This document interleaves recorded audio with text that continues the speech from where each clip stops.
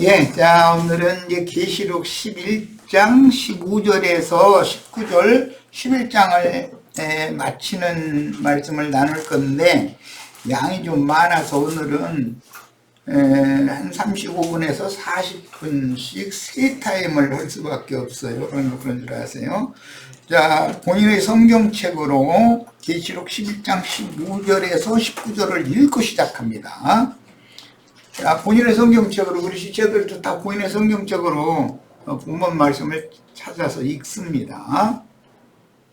일곱째 천사가 나팔을 불매 하늘에 큰 음성들이 나서 이르되 세상 나라가 우리 주와 그의 그리스도의 나라가 되어 그가 세세토록 왕으로 하시리로다 하니, 하나님 앞에서 자기 보좌에 앉아있던 이 사장로가 엎드려 얼굴을 땅에 대고 하나님께 경배하여 이르되, 감사하옵나니 옛적에도 계셨고 지금도 계신 주 하나님 전능하시니요 친히 큰 권능을 잡으시고 왕으로 하시도다. 이방들이 분노하며 주의 진노가 내려 죽은 자를 심판하시며 좋은 선지자들과 성도들과 또 작은 자든지 큰 자든지 주의 이름을 교미하는 자들에게 상 주시며 또 땅을 망하게 하는 자들을 멸망시키실 때로도이다 하더라. 이에 하늘에 있는 하나님의 성전이 열리니 성전 안에 하나님의 언약궤가 보이며 또 번개와 음성들과 우레와 지진과 큰 후박이 있더라 그랬어요. 참 뭔가 되게 어렵죠. 이렇게 난해한 구절들이 있는데, 이런 구절에 대해서도 이게 우리의 그 구원을 위한 말씀이기 때문에 복음의 말씀으로 구속사에 상당하는 필요한 그런 말씀으로 이렇게 잘 흡수하고 이해할 수 있는 그런 은혜의 영이 형제자매들 모두에게 역사되시길 바랍니다. 자, 자료 말씀으로 이제 들어갑니다. 오늘은 세 타임을 하는 거예요. 자료가 좀 내용이 너무 길어요. 자, 계시록 11장 15절로 19절 지금 읽은 이 단락에는 마지막 나팔이 예언적으로 요약되어 있는데, 그 구체적인 역사상의 실현은 계시록 12장 이후에 전개되는 교회의 마지막 추수와 큰 음녀, 즉 큰 성 바벨론의 심판과 만국의 성들이라고 표기되어 있는 세상나라의 심판으로 나타납니다. 하나님의 심판은 세속 교계를 먼저 심판하시고 그 다음에는 세상 나라를 최후로 심판하신다. 그 전에 구원할 자를 먼저 다 데려가시고 그 다음에 남은 자들을 다 준비시켜 놓는다라는 것까지 지난 시간에까지 그 말씀을 중심으로 나눈 거예요. 자, 그러면 이제 새 시대가 오는 거예요. 이 말씀에 대해서 이해를 돕기 위해서 누가복음 17장, 예사에게 생각이 났네. 자료에는 이게 안 해놨는데 이걸 읽고 오겠습니다. 누가복음 17장 우리 형제 자매님들 본인의 성경을 다 펴서 본인의 성경을 읽는 거예요. 이건 지금 금방 생각이 나서 자료에 이게 안 올려놓는 문제예요. 자, 30절을 보겠습니다. 누가복음 17장 30절. 인자가 나타나는 날에도 그러하리라. 나타나는 날에도 라는 말씀이 이렇게 표시를 해 놓으시고, 인자가 나타나는 날, 여기에서는 노아의 때와 같고 롯의 때와 같다라는 걸 앞에서 쭉 설명을 해왔어요. 앞에 21절에 보면 20절이지. 하나님의 나라가 어느 때 임하나이까라고 바리새인들이 물었죠. 그 임하는 나라와 나타나는 나라에 대해서 정확한 이해가 필요한 거예요. 오늘 지금 우리는 주님의 나라가 우리 속으로 지금 자꾸 임하는 중이에요. 이게 완성이 되면 나타나는 날이 오는 거예요. 이 얘기예요. 그러니까 구속이라는 것은 지난 죄과들을 사면받은 사람, 즉 정결한 처녀가 된 사람, 이런 처녀의 태와 같이 깨끗게 된 영혼 속에 진리의 말씀씨가 심어져 가지고 하나님의 아들로 거듭난 그런 구속이 있고, 혼의 구원을 이루는 교회 생활이라는 과정이 있고, 그 다음에 위로부터 오는 처소로 날마다 덧입혀지는 거예요. 이것은 속사람이 날마다 새로워진다 이랬어요. 겉사람이 후패되고, 이제 그 과정을 거쳐서 이제 최후로 나타나는 날이다. 그 나타난다는 건 속에 이미 충만히 임한 주님이 나타나는 거예요. 이것을 이제 그 아람어로는 마라나타라고 그러는데, 충만한 임재가 표현된다 이거예요. 자, 이 말씀을 또 이해를 돕기 위해서 마태복음 25장을 또 성경을 펴니다. 이게 오늘 이 차례 다 못 올 것 같다 이거. 자, 조금 그런데 이게 필요해요. 34절입니다.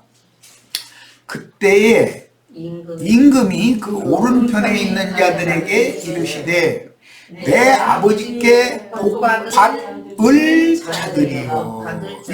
내 아버지께, 예수 그리스도의 아버지께 복받을 자들이 있어요. 이 예수 그리스도의 아버지는 말씀이신 하나님을 말하는 거예요. 여호와죠. 태초부터 스스로 계신 그 말씀. 복받을 자들이요, 나와 창세로부터, 이건 창세 전이 아니고 창세로부터예요. 너희를 위하여 예비된 나라를 상속받으라 그랬어요. 그러면 여기 상속받은 너희라는 게 오른편 양들인데, 오른편 양들을 통해서 아들의 나라가 나타난다 이 말이에요. 아들의 나라가, 지금은 아들의 나라가 임하는 중이죠. 하나님의 나라가 임하는 중이에요. 그런데 아들의 나라가 나타나요.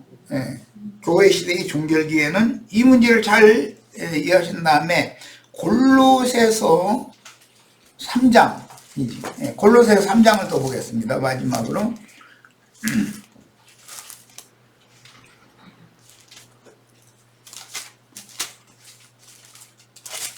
자, 3장 1절에서 4절까지 읽겠습니다. 그러므로 너희가 그리스도와 함께 다시 살리심을 받았으면, 이 말은 거듭났으면 그 말이에요. 영이 살리심 받은 걸 말한 거예요.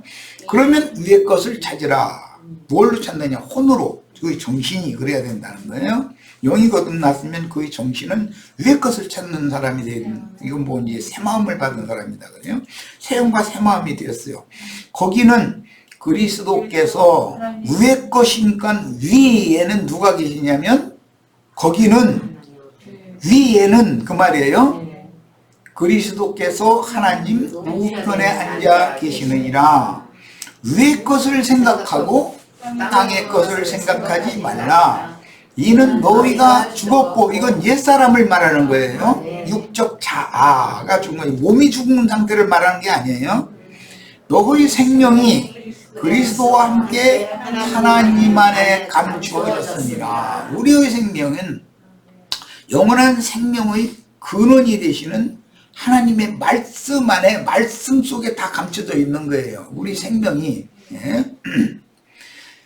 우리 생명이신 그리스도께서, 말씀 안에 있는 영원한 생명은 그리스도다 이 말이에요.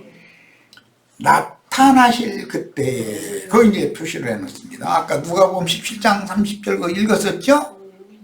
인자가 나타나는 날에는 일하리라 그랬는데 그리스도께서 나타나실 그때 너희도 그와 함께 영광 중에 나타나리라. 주님이 혼자 나타나는 것이 아니라 주님이 지금은 나의 심령과 마음으로 자꾸 임하시다가 최종적으로 이 육의 장막을 벗는 날에 그 다음에 아무라도 그렇게 희귀할 수 없는 완전한 빛의 옷을 입고 새 몸을 입고 영의 몸을 입고 새 만유 새로운 우주 가운데로 나타나서 그 새로운 우주의 상속자가 되는 얘기를 지금 하는 거예요.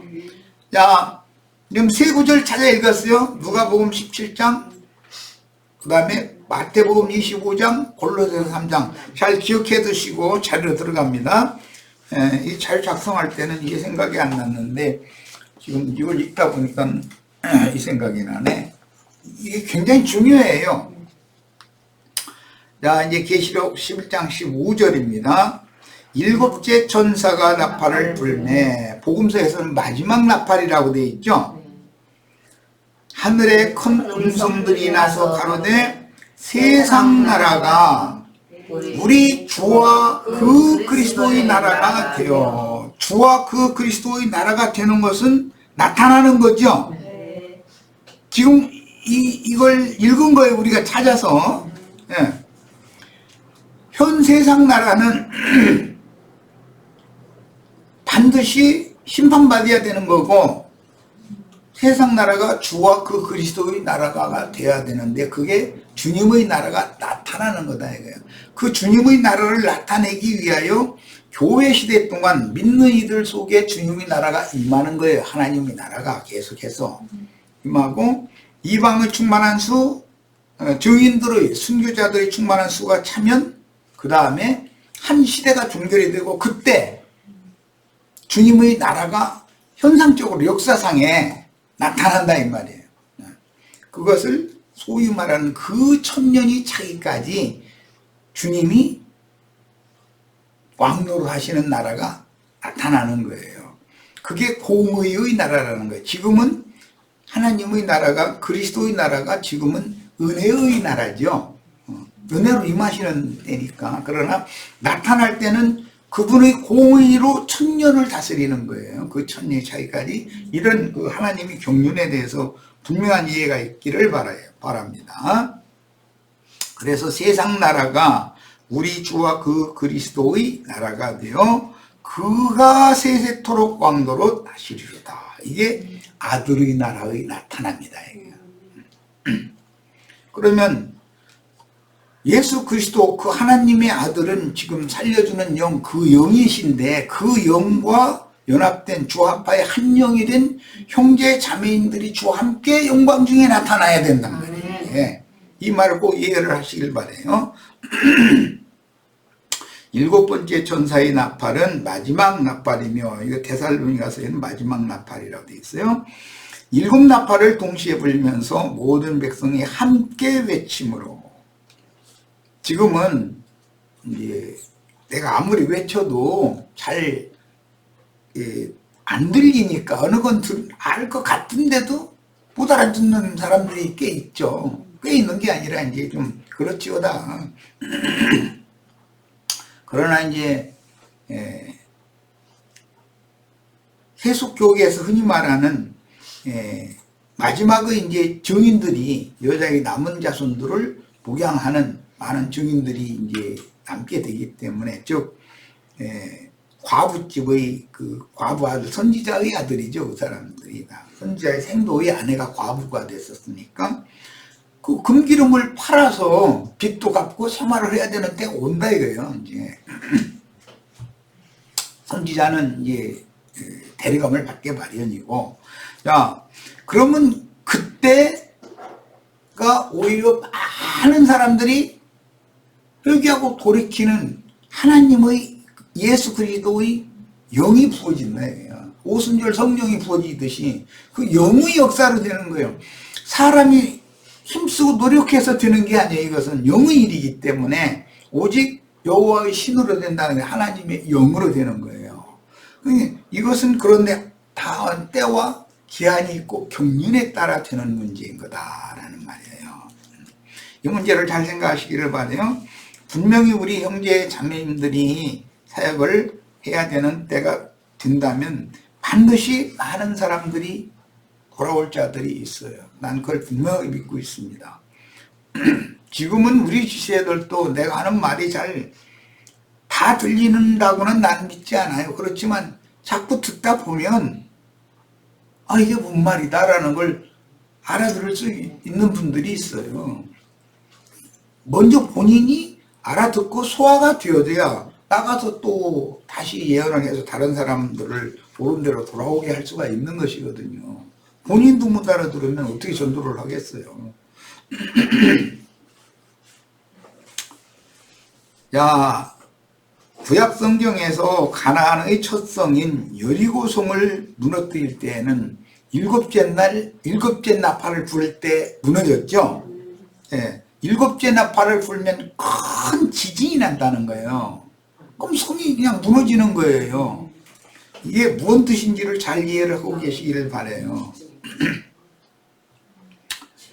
주님께서 예루살렘 성이 돌이 하나도 남지 않고 다 무너질 것이라고 반복하여 예언하셨고 AD 70년 역사상에 이게 말씀같이 이루어졌어요.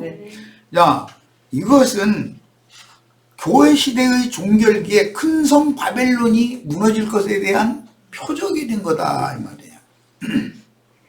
이 계시록에서 무너졌도다 큰 성 바벨론이요 라고 하시는 그 무너짐이 없으면 메시아의 왕국이 나타날 수가 없는 거예요. 세상 교계와 세상 나라가 무너져 버려야 돼요. 개인적으로는 나 자신의 육적 자아가 무너져 버리지 않으면 주님께서 그분의 임재처소로 다시 세울 수가 없잖아요. 자, 세상 나라는 마귀가 첫 아담에게서 빼앗은 나라이고 세상 신들이 마귀를 왕으로 섬기는 나라이므로 세상 나라가 주와 그 그리스도의 왕국이 되는 것은 첫 아담이 마귀에게 빼앗긴 왕국을 그리스도께서 되찾아 그 천년이 차기까지 경영하시다가 세상 나라는 불못에 멸해버려요. 영원한 불못이라고 하는 것은 세상을 말하는 거예요. 바다, 불붙은 유리바다, 그 다음에 바다는 다시 없고 영원한 불못이 되었다. 이 순서를 잘 생각하시기를 바라요. 바다라는 건 세상을 상징하는 건데 바다에 불이 붙었다라는 세상 심판이 임했다 이 말이고 바다가 다시 없고 라는 건 세상 나라는 심판받아서 끝났다. 그 다음에는 불못이 왔다. 이 말은 이 인간 나라, 세상 나라가는 완전한 심판을 받는 그 천년이 차면 이제 완전히 불못에 던져버리는 거예요. 끝나는 불못이 되는 거죠. 이 세상이. 그러면 영원한 하나님의 나라가 완성이 되는 것이다. 이것을 잘 이해를 하시기를 바라요.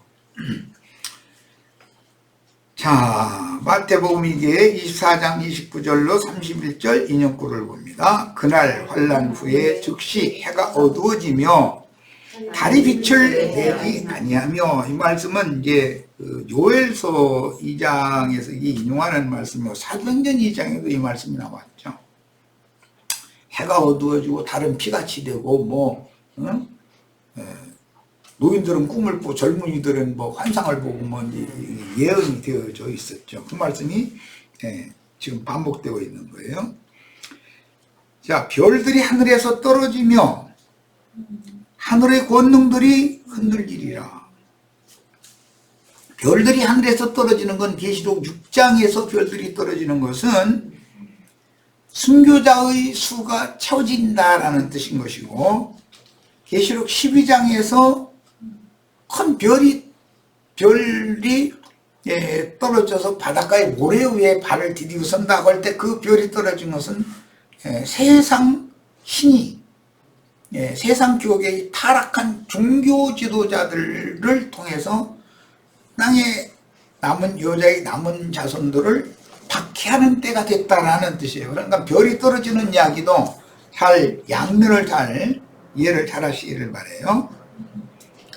별들이 하늘에서 떨어지며 하늘의 권능들이 흔들리리라. 여기에서 주님이 말씀하시는 바는 주님의 보낸 증인들이 순교당한다는 것을 염두에 두고, 이건 계시록 6장 9절로 11절에 무화과나무, 하늘의 별들이 떨어지는데 무화과나무가 대풍 흔들려서 떨어지는 것처럼 그렇게 떨어진다는 거예요. 그때 인자의 징조가 하늘에서 보이겠고 그때 땅의 모든 족속이 통곡하며 그들이 인자가 구름을 타고 능력과 큰 영광으로 오는 것을 보리라. 그래서 이것을 다 읽자면 시간이 좀 걸리지만 우리 시청자들은 이 자료에 인용해드린 그때라는 것은 사도행전 2장 1절로 13절 5순절이 반복된다 이 말이에요. 그 다음에 모든 족속이 통곡한다 라는 것은 한 면에서는 우리 형제 자매님들이 나가서 큰 소리로 나팔을 불면 11 사도와 함께 베드로가 이제 대표로 나팔을 불었죠. 그러면 형제들아 우리가 그러면 어떻게 해야 구원을 얻느냐 하고 통곡 소리가 들려올 수가 있는 거예요. 그럼 그들은 구원이에요. 그런데 어떤 자들은 가슴을 치면서 애국만 해. 그 사람들은 심판의 주님 앞에서 영 아무리 전도를 해도 영이 그들 속에 임하지 않는 거예요. 왜냐하면 죄성이, 죄악이, 흔히 말하는 육적 자아가, 육성이 가리고 있기 때문에 말씀이 빛이 되어서 자기 심령에 비춰와야 되는데 깨달음이 전혀 없는 거예요. 그러면 그 사람들은 당연히 버려둠을 당하게 마련이고 풀목불에 던져져서 심판을 당하게 마련이다라는 거예요. 그 다음에 그들이 인자가 구름을 타고 오는 것을 보리라 그랬는데, 구름이라는 것은 이게 말씀 증거한 전도자들을 말하는 거예요. 현상세계에서 목자들을 말하는 거예요. 그리고 그 목자들이 사람의 말을 하는 것이 아니라 앞서 가신 불꽃 천사들이 그들과 함께 하기 때문에 선지자들의 영의 하나님이 그들과 함께 하기 때문에 동일한 대언을 하는 거예요. 동일한 영으로.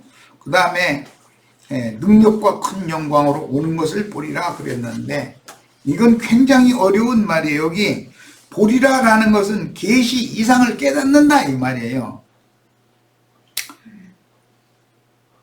나팔소리와 함께 주님이 오시는 것을 본다 이제 그랬는데, 인자가 구름 타고 오는 걸 본다는 거예요. 우리 형제 자매님들과 함께 진리의 영, 생명의 영, 은혜의 영이신 주님께서 그 말씀이 들리는 사람들, 마음 눈 이하에서 보는 사람들에게는 임할 수가 있어요. 끝내 안 들려. 그러면 주님은 영원히 안 오시는 거예요. 이것을 꼭 이해를 잘 하시기를 바라요. 자, 31절, 그가 큰 나팔소리와 함께 천사들을 보내리니 그랬는데, 이 나팔소리가 마지막 이 큰 나팔소리는 여호수아서에서 인용하는 말씀으로서 여리고 성을 무너뜨릴 때 큰 나팔소리를 부르라고 돼 있잖아요. 그럼 여리고 성에 큰 지진이 나가지고 성이 그냥 무너져 버리는 거예요 지금. 그때 큰 나팔소리와 함께 천사들을 보낸다 그랬는데, 사실은 증인들을 말한다.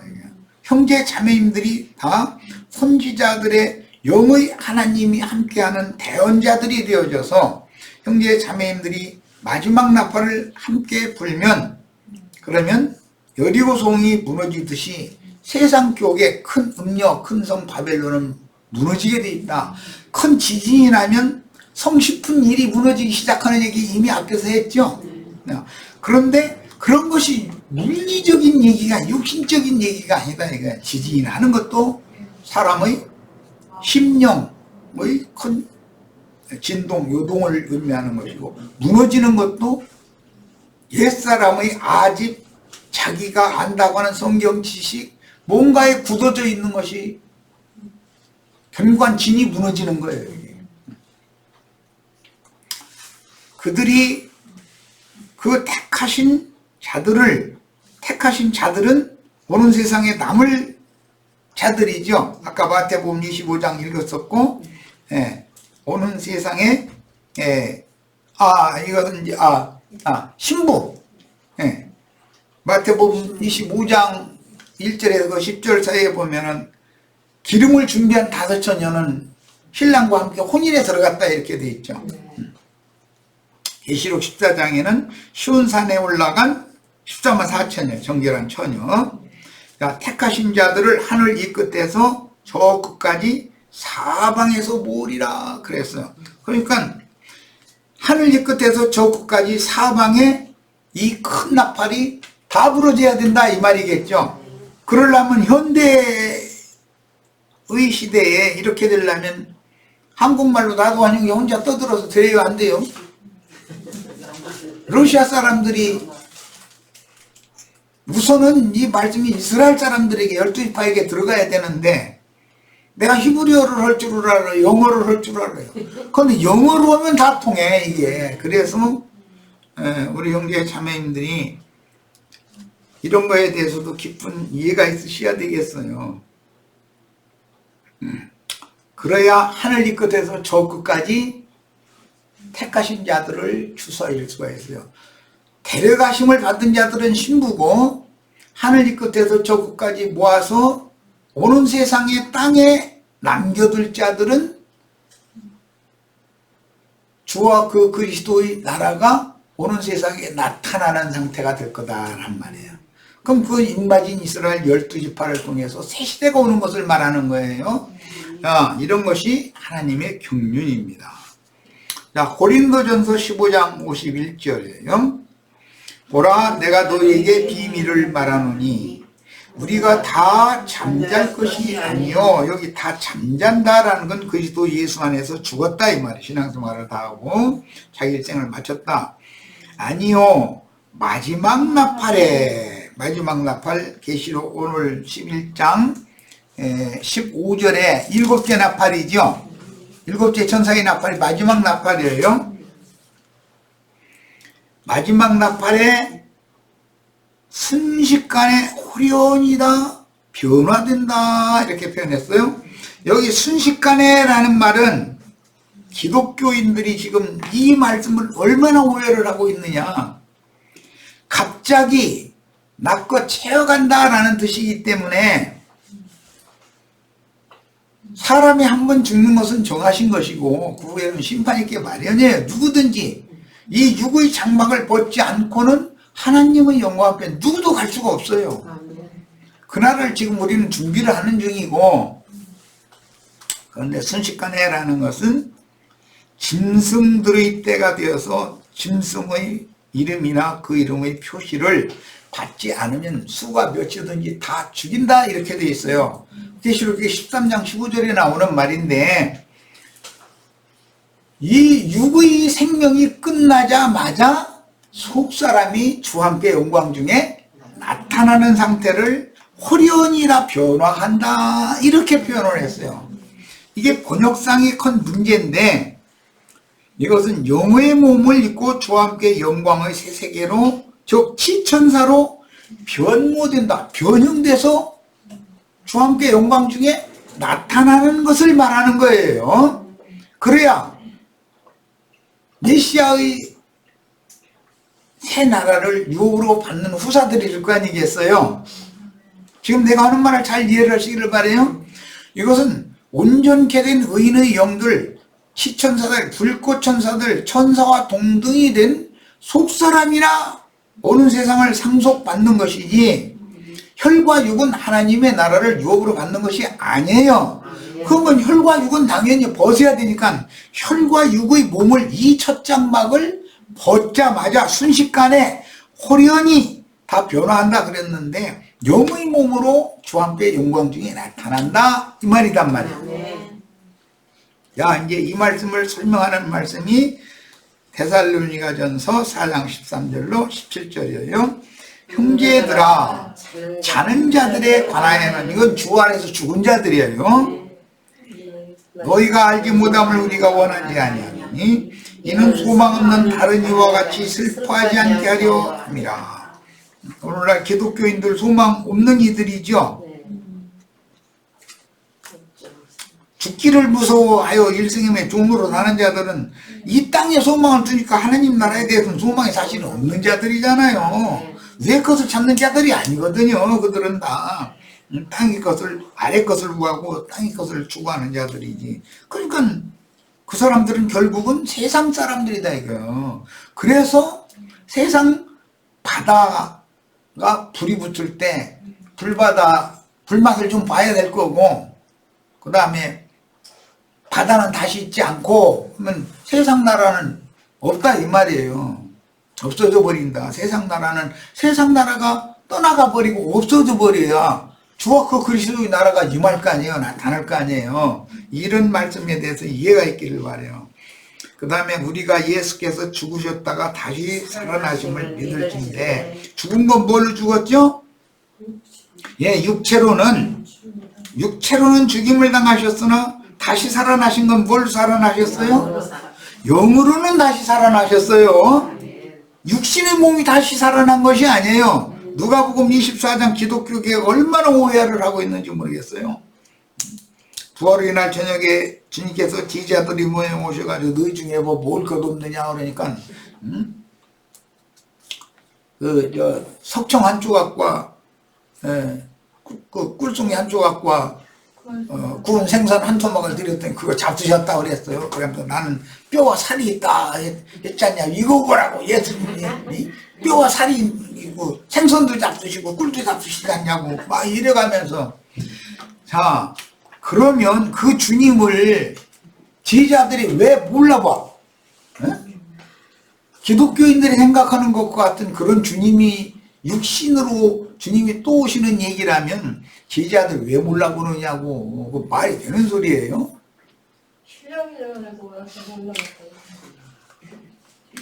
그러니 이게 문제다. 육체로는 죽임을 당하시고 영으로 살리심을 받아서 그 생명을 살리심을 만든 그분의 영을 부어줘서 제자들의 영을 살리러 오신 얘기를 지금 하는 거지. 무슨 육신에 상관된 육체의 일과 이게 혼합을 하다 보니까 땅이 공하고 혼돈해져 버린다 이거야. 혼잡해져 버린다 이거. 자, 예수 안에서 자는 자들도 그와 함께 데리고 오시리라. 그러니까 예수님이 독생자가 오는 게 아니죠. 시천사들과 함께 오는 거예요. 데살로니가 전서 3장 13절에는 그의 모든 성도와 함께 오신다 이렇게 돼 있어요. 그러면 우리 형제 자매님들은 그분의 모든 성도 중에 들어가 있어야 되겠죠. 천사와 동등이 된 불꽃 천사들이 다 되어져 있어야 되잖아요 말이야. 오는 세상에 창세로부터 예비한 나라를 상속받은 양무리들에게 주님이 혼자 임하는 것이 아니라 같이 임한다 이거예요. 같이 임해요. 그게 오순절 사건이에요. 불꽃 천사들이 같이 오셨죠. 우리가 주의 말씀을 이것을 말하노니 주께서 강림하실 때까지 우리 살아남아있는 자도 사는 자보다 결코 앞서지 못하리라. 그러니까 살아남아있는 자는 죽지 않고서 어떻게 뭐 뿅 하고 어떻게 되고 이 얘기가 아니고, 죽고서 가는 것은 마찬가지인데 죽어야 가는 거지. 이 장막이 무너져야 되는 거. 흙집은 티끌로 쏜 것은 티끌로 돌아가야 되는 건 마찬가지인데, 이미 앞서서 신앙생활을 잘하고 음부의 낙원에서 주의 품에서 쉬는 자들이 먼저 부활되고, 우리도 그들과 똑같이 육신의 장막을 벗자마자 우리는 한 가지 빠지는 것이 있어요. 뭐냐면 음부에 내려갈 필요가 없어요. 그때는 음부에 있던 자들이 다 부활을 해야 되는 부활때이기 때문에, 그래서 죽자마자 순식간에 호련히 변모된다. 무슨 몸? 영의 몸으로. 예? 이 말을 잘 이해를 하시기를 바라요. 본문에서 주께서 강림하실 때라는 표현은 이방인의 충만함이 찬 후에 혹은 제단 아래에서 피의 복수를 탄원하는 증인들의 수가 찬 후에 이 피의 복수를 탄원한 건 아벨의 피가 땅속에서 하나님 앞에 호소한 것에서부터 시작해서 사실은 이게 계시록 6장 여기에 와서 증인들이 억울한 피에 대해서 피값을 갚아달라고 신원해달라고 호소하는 내용이다 이 말이에요. 그 수에 우리가 다 같이 들어가기를 바래요. 살아남아서 뭐 오는 세상을 상속받아도 좋지만 늦어도 계시록 15장 2절 불붙은 유리바다를 이제 벗어난 사람들, 불붙은 유리바다 위에서 구원을 찬양하는 그 무리 안에는 다 들어가시기를 바래요. 물론 살아남아서 인마진 이스라엘 12지파의 신앙 지도를 다시 받는 것도 하나님은 다 경륜적으로 준비하시지만 우리는 그 신앙을 죽으면 안 된다 이거예요. 남는 자가 되는 신앙을 죽어지 말고 데려감을 받는 자가 되는 걸 추구하는 거예요. 어린 양의 신부가 되고 어린 양의 신부를 중매하는, 신랑이 언제 오실지를 성루에서 깊은 밤이지만 도초를 쓰고 있다가 신랑이 새벽녘에 오는 거예요. 새벽녘에 신랑이로다 다 맞으러 나오라 이렇게 외치는 자가 다 돼야 된다 이 말이에요. 금기름을 팔러 다니는 사람들이 다 되시기를 바래요. 그런데 오는 세상에까지 남아서 그 일을 해야 될 사람은 인마진 12지파 시대이기 때문에 시대가 달라지는 거예요. 이방인들이 전도를 하는 때가 아니에요. 그 천년이 차기가 새 시대에는 우리는 이 세대를 종교하는 어린 양 하나님의 종으로 쓰임을 받다가 주의 품에 데려감을 받는 걸 반드시 이걸 추구하시기를 바래요. 자, 16절 주께서 호령과 천사장의 소리와 하나님의 나팔 소리로 친히 하늘로부터 강림하시리니 그리스도 안에서 죽은 자들이 먼저 일어나고, 그리스도 안에서 죽은 자들은 주 안에서 앞에는 자는 자들이다 그랬죠? 네. 그 후에 우리 살아남은 자들도 그들과 함께 구름 속으로 끌어올려 그랬는데, 여기 그들과 함께라는 이 용어가 너와 내가 함께, 김영숙 자매는 나도와 형제와 함께 살아, 그런 뜻이 아니고 앞서 가신 분들이 신앙생활을 잘 하다가 육의 장막을 벗고 그 다음에 주 안에서 자다가 안식 안에 들어갔다가 먼저 부활된 것처럼 우리도 그분들이 가는 그 과정 모든 것을 함께 거친다 이 말이에요. 같은 과정을 거친다 이 말이에요. 그런데 하나가 달라요. 그것은 부활되기 때문에 음부에 내려가지는 않아요. 그러나 이 혈과 육은 하나님의 나라를 유업으로 절대 받을 수가 없어요. 그래서 위로부터 온 속사람 새 생명이 온전케 되어져 가지고 주와 함께 영광 중에 나타나서 영원한 새 세계를, 영광의 세계를 상속받는다 이 말이다 말이에요. 이게 그렇게 어려운 용어예요. 자, 그 다음에 주께서 호령과 천사장의 소리와 하나님의 나팔로, 이게 지금 계시록 11장 15절에서 말하는 7째 천사의 나팔이죠. 마지막 나팔. 자, 친히 하늘로부터 강림하시리니. 야, 친히 강림하실 때 독생자 예수가 오는 게 아니에요. 그의 모든 성도와 함께, 즉 치천사들, 불꽃천사들과 함께 그 영이 되신, 살려주는 영이 되신, 영이신 주님이 오시는 거예요. 네. 강림하시리니 그리스도 안에서, 여기 강림하신다, 이것은 충만한 임재를 말하는 것으로서 아람어로는 이걸 아라나타란다.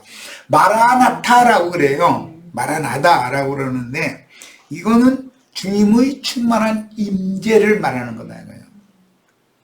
그리스도 안에서 죽은 자들이 먼저 일어나고, 그리스도 안에서 죽은 자들이 먼저 일어나는 거예요. 그 후에 우리 살아남은 자들도 그들과 함께 할 때 조금 전에 설명한 것처럼 이 육의 몸이 죽자마자 음부 낙원으로 내려갈 필요 없이 바로 승천에 참여한다 이 말이야.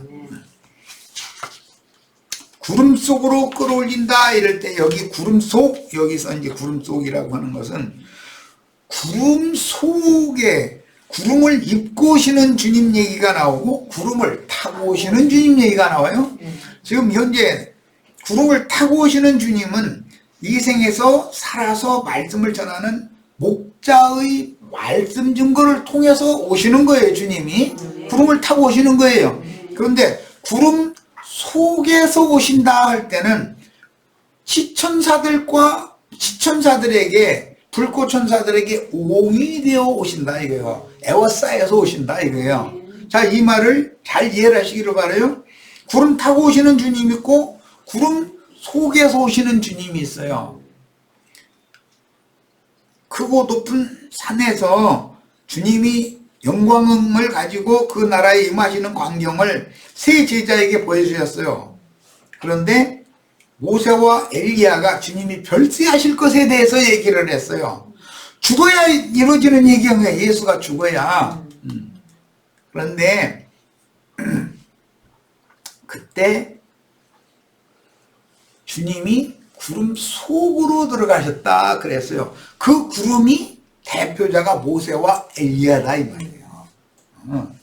구약시대에 구원받은 온전케 된 의인의 영들, 그 다음에 율법과 선지자의 때에 구원받은 온전케 된 의인의 영들, 우리는 지금 신약시대에 예수 그리스도의 영으로 말미암아서 구원을 얻고 온전케 된 자들, 계시록에 나오는 증인들, 두 증인들, 구약시대의 두 증인은 모세와 엘리야였어요. 자, 두 증인은 예수 그리스도와 형제 자매님들 자신이다 이거예요. 형제 자매님들이 온전케 된 의인의 영으로 불꽃천사가 되어져서 영의 몸을 입고 거룩한 성 세르살렘으로 데려감을 받으면 오는 세상에 주님이 재림을 완성하는 건 인자 예수가 복생자가 오는 게 아니라 거룩한 성 새 예루살렘이 내려오는 것이다 이 말이야. 어디로? 오른편 양들에게로. 그분이 전으로 오시는 거예요. 반드시. 현재 주님은 그분의 교회로 오시겠죠. 그런데 세상 교회는 주님의 교회가 아니잖아요. 음녀지. 정결한 처녀교회. 그래서 하늘에 기록한 장자들의 교회로 현재 이렇게 임하시는 중이에요. 그런데 여기서 앞으로 나타나실 거예요. 이제 5 처녀가 함께 들어갔다 이렇게 돼 있죠. 야, 그것은 단체적인 문제다 이 말이에요. 각자 개인적으로 하나 추수를 하는데 예를 들어서 뭐 보리나 뭐 밀을 추수를 한다. 보리 하나 배우고 하나 이렇게 갔다가 집에다 갔다가 또 와서 밭에 와서 또 한 가닥 배고 이렇게는 않죠. 무대기로 배워가지고 다발로 딱딱 묶는 거예요. 그래가지고 다발로 옮겨가는 거예요. 옮겨놓고서 타작마당에다 노젓가리를 쌓아놓고 나서 날 잡아서 탈곡을 딱 해버려요. 그리고 나서는 저녁 때는 바람에 쭉쭉이 날려보내고 알곡만 주인의 곡간으로 데리고 들어가는 거예요. 이걸 잘 이해를 하시기를 바라요. 자, 이제 계시록 11장 16절로 17절 더 나가는 말씀 봅니다. 하나님 앞에 자기 보좌에 앉은 24장로들이 24장로들은 이미 계시록 4장에서 말씀이 나왔었죠. 24장로들이 엎드려 얼굴을 대고 하나님께 경배하여 가로되 24장로들 이야기만 하고 이제 저 시간 마칠 거예요. 구약시대의 모세와 엘리야가 대표인 구약시대의 12지파가 있고 신약시대에 그리스도의 그 영과 증인들이 대표인 또 12사도가 대표죠. 이걸 더하면 24가 돼요.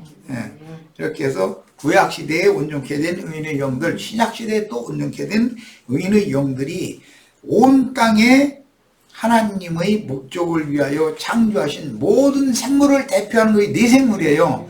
네 생물을 이끌어서 어린 양의 보좌 앞에서 찬양을 하는 것이 우리가 세상에 태어난 목적이에요. 주님께서 이 우주 만물을 창조하시고 붙들고 계시고 경영하시는 목적이에요. 자, 첫 시간 여기까지 마치겠습니다. 어쨌든 들을 귀가 다 열리시기를 바라요.